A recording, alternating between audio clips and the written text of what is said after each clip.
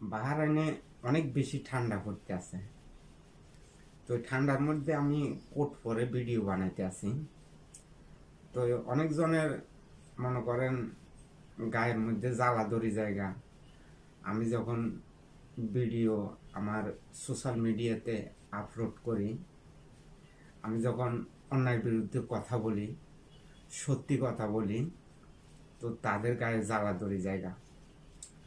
তারা আমার কমেন্ট বক্সে লিখতে থাকে ঠান্ডা আসার কারণে নাকি আমার কি হয়ে গেছে, আমি আগে ভালো ছিলাম। তো আমাদের ধর্ম ইসলাম, আমরা ইসলাম ধর্মে বিশ্বাস করি।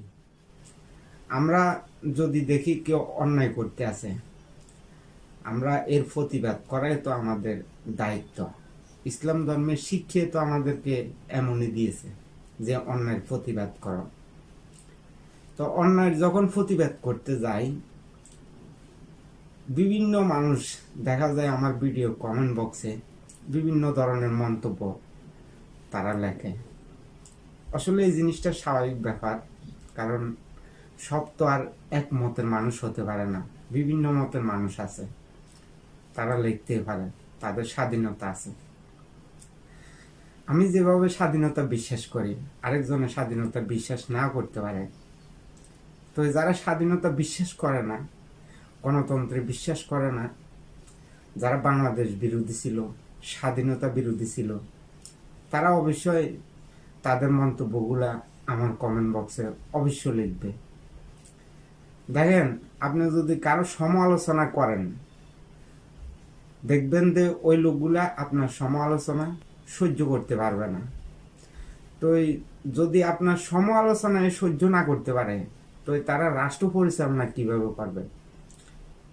বাংলাদেশের জনগণকে তারা কিভাবে মূল্যায়ন করবে?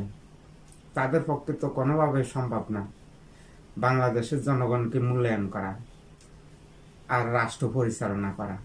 তাদের পক্ষে কোনোভাবে সম্ভব না। আমি অনেক ভিডিওতে দেখেছি, তাদের অন্যায়ের বিরুদ্ধে যদি কেউ কথা বলে, অতএব এই মানুষগুলোকে হেনস্থার শিকার হতে হবে, তাদেরকে অপমানিত লাঞ্ছিত করবে। মানে তাদের বিরুদ্ধে কথা বললে তারা এই কর্মকাণ্ডগুলা করে বসে বাংলাদেশের জনগণের সাথে। তো তারা রাষ্ট্র পরিচালনা কিভাবে করবে? বাংলাদেশের জনগণকে যদি এভাবে লাঞ্ছিত অপমানিত করে, তাদেরকে কি বাংলাদেশের জনগণ নির্বাচিত করবে? তাদেরকে কখনো বাংলাদেশের জনগণ নির্বাচিত করবে না, কারণ তাদের পূর্বপুরুষেরা ছিল রাজাকার, আলবদর, হানাদার বাহিনী।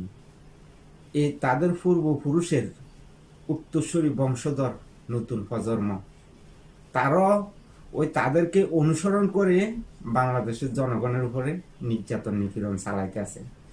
বিভিন্ন জায়গায় এখন দেখা যায় তারা লুটপাট চাঁদাবাজি নিয়ে আছে।